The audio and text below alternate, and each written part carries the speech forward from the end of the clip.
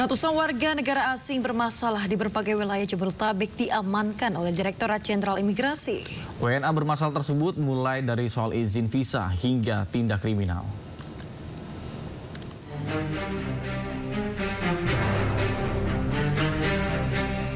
Sebanyak 170 warga negara asing yang bermasalah berhasil diamankan oleh Direktorat Jenderal Imigrasi Republik Indonesia selama periode 12 hingga 14 Mei 2025.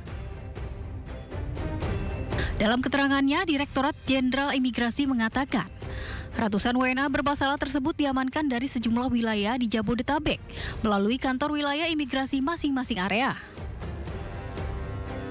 Pelanggaran yang dilakukan oleh ratusan WNA ini pun bervariasi. Antara lain adalah pelanggaran izin tinggal atau overstay, keributan, membuat onar, sponsor fiktif, hingga penyalahgunaan visa atau visa fiktif, yaitu masuk Indonesia dengan visa investor, namun tidak melakukan kegiatan investasi di Indonesia. Kemudian para WNA yang diamankan paling banyak berasal dari negara yang pertama menduduki peringkat pertama di Nigeria, ada 61 orang. Kemudian Kamerun ada 27 orang. Kemudian Pakistan ada 14 orang, Sierra Leone ada 12 orang, Pantai Gading ada 8 orang, dan Gambia ada 8 orang. Ancaman hukuman atas pelanggaran ini adalah pidana paling lama 5 tahun dan atau denda paling banyak 500 juta rupiah. Selain itu, pengenaan teks ataupun tindakan administrasi keimigrasian berupa pendeportasian dan pencantuman dalam daftar penangkalan. Dari Jakarta, Stephen Patinama, Raga Firdaus, iNews melaporkan. Kita beralih ke informasi lain pemirsa. Ketua Kamar Dagang Indonesia Kadin Kota Cilegon Muhammad Salim diperiksa Polda Banten. Dirinya diperiksa terkait dengan kasus dugaan permintaan proyek senilai 5 triliun rupiah di PT Chandra Asri Alkali tanpa proses lelang. Terkait video viral kemarin berarti ya Pak? Ada komentar nggak Pak? Nanti aja. Belum ada komentar berarti ya Pak? Ya udah. Makasih ya Pak ya. Ketua Kamar Dagang Indonesia Kota Cilegon bernama Muhammad Salim atau yang dikenal Abah Salim diperiksa Polda Banten pada Kamis siang kemarin. Kendati demikian, Salim tidak mau berkomentar terkait pemeriksaannya ini dan langsung menuju ruangan pemeriksaan. Pemeriksaan ini terkait beredarnya video viral diduga pejabat Kadin Cilegon yang meminta proyek 5 triliun rupiah tanpa proses lelang di lokasi pembangunan pabrik Chandra Asri Alkali atau CAA. Selain Ketua Kadin, Polda Banten juga memanggil semua pihak yang berada dalam video viral tersebut.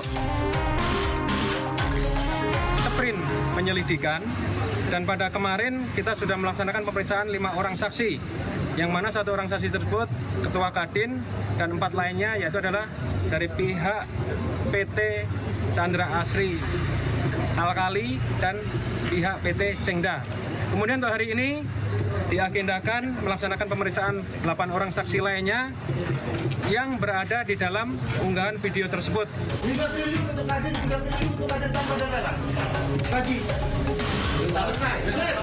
Sebelumnya, video dugaan pemalakan proyek sebesar 5 triliun rupiah tanpa lelang beredar dan viral di media sosial.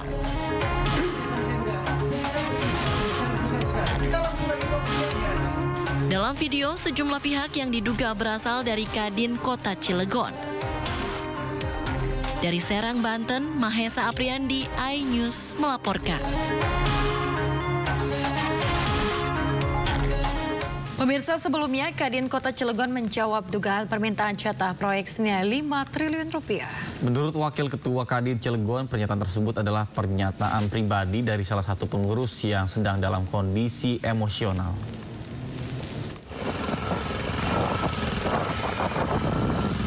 Kamar Dagang dan Industri atau Kadin Cilegon menjawab dugaan meminta jatah proyek 5 triliun rupiah tanpa tender di proyek strategis nasional Presiden Prabowo Subianto. Dari kegiatan Pemda Ini kan triliunan, sangat besar sekali. Kita langsung bagi porsinya.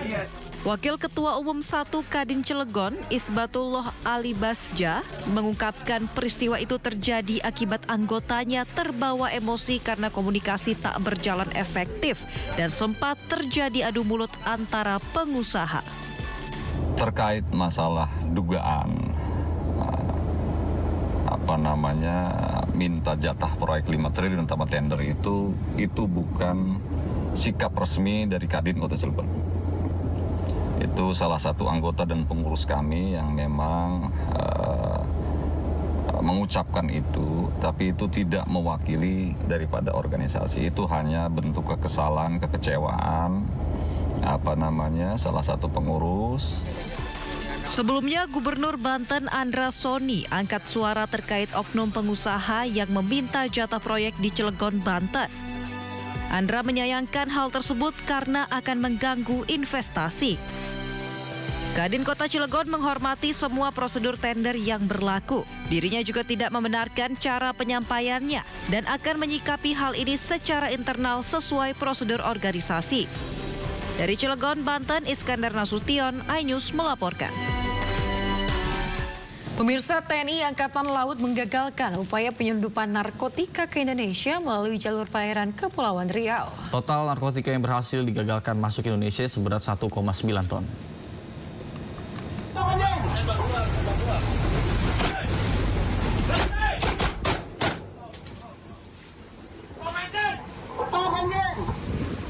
Ada di belakang satu. Stop anjing. Bang, mereka di kiri semua. Jangan di depan. Stop.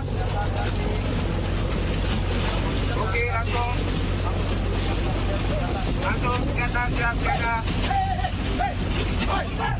Sebuah kapal berbendera Thailand berusaha menyeberangi perairan Selat Durian, Riau secara ilegal.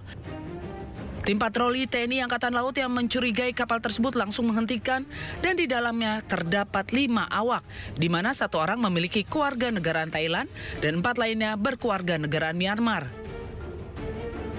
Barang bawaan yang mereka berusaha selundupkan adalah narkoba jenis sabu dan kokain.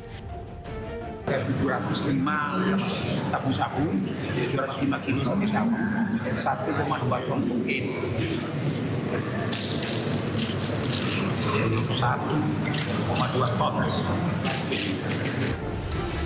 Penangkapan kapal narkoba ini berawal dari kecurigaan petugas yang mendapatkan kapal ikan tetapi tidak memiliki alat penangkap ikan. Dokumen kapal pun tidak dilengkapi dengan izin pelayaran yang sah. Kini kapal dan seluruh ABK serta barang bukti diamankan di Dermaga Lanal, Tanjung Balai, Karimun untuk proses pemeriksaan dan hukum lebih lanjut. Dari Kepulauan Riau, Gustianosa, iNews melaporkan. Pemirsa, Bakamla RI bersama Satgas TNI menggagalkan pengiriman 25 calon pekerja migran Indonesia non-prosedural ke Malaysia. Pengiriman calon pekerja ilegal menuju Tawau, Malaysia melalui pelabuhan Tunon, Taka, Kabupaten Nunukan, Kalimantan Utara berhasil digagalkan oleh tim Bakamla RI dan Satgas TNI pada Kamis dini hari. Penangkapan dilakukan saat tim gabungan Bakamla RI dan Satgas TNI melakukan pemeriksaan terhadap KM Bukit Siguntang yang datang dari Tarakan. Dari hasil pemeriksaan teridentifikasi 17 CPMI-NP, 12 laki-laki dan 5 perempuan. Terdapat juga 8 orang lainnya, yakni 2 laki-laki dan 6 perempuan yang sempat melarikan diri saat hendak dibawa ke BP3MI. Namun identitas berupa KTP mereka berhasil dipegang tim gabungan. Para CPMI-NP yang mayoritas berasal dari Nusa Tenggara Timur atau NTT dibawa menuju kantor BP3MI untuk penunukan untuk menjalani proses verifikasi dan pendataan resmi di bawah koordinasi BP3MI. Jangan itu foto Dora. Yes. Nah, itu ganteng tuh. Saya